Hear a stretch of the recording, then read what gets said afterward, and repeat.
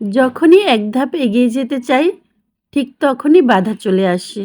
যখন নিজের মনকে বোঝাই, ইনশাল্লাহ একদিন কিছু তো হবে, সে চিন্তা মাথায় নিয়ে, বুকে সাহস নিয়ে, ঠিক যখনই আবার নতুন সূচনা করি, তখনই মানুষের কথার আঘাত আমাকে এক ধাপ পিছিয়ে দেয়।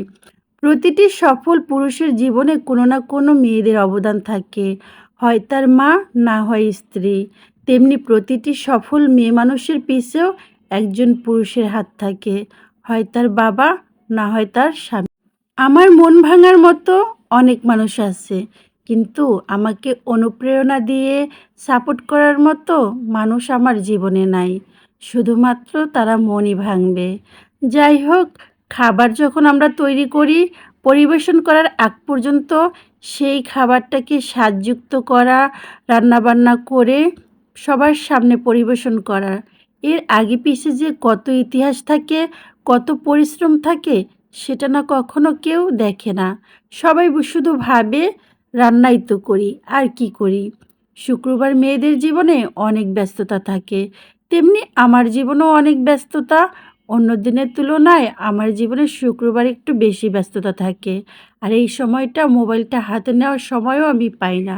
কারণ আমার মনে, আমার মাথায় একটা কথাই সবসময় ঘুরপাক খায়, যে আমাকে শুক্রবার না হয় একটু হলেও কোরআন পড়তেই হবে।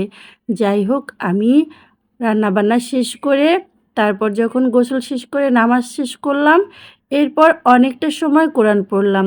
কোরআন পড়তে পড়তে খাওয়া যখন শেষ করলাম, দেখি আসরের আজান দিয়ে দিল।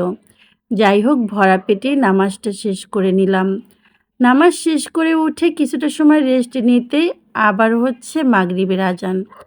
মাগরিবের আজান শেষ করে, নামাজটা শেষ করে, তারপরে হলো যখন একটু মোবাইলটা হাতে নিয়ে বসলাম, সবার নজরে পড়ে গেলাম। এই যে মোবাইল টিপতেছি, এটা তো কোনো ভালো কাজ নয়। আর আমি যে এতগুলো ভালো কাজ করলাম, পুরা সংসারটা সামাল দিলাম, সাথে আল্লাহর জন্য তো ইবাদত করলাম, সেইটুকু না কেউ দেখলো না।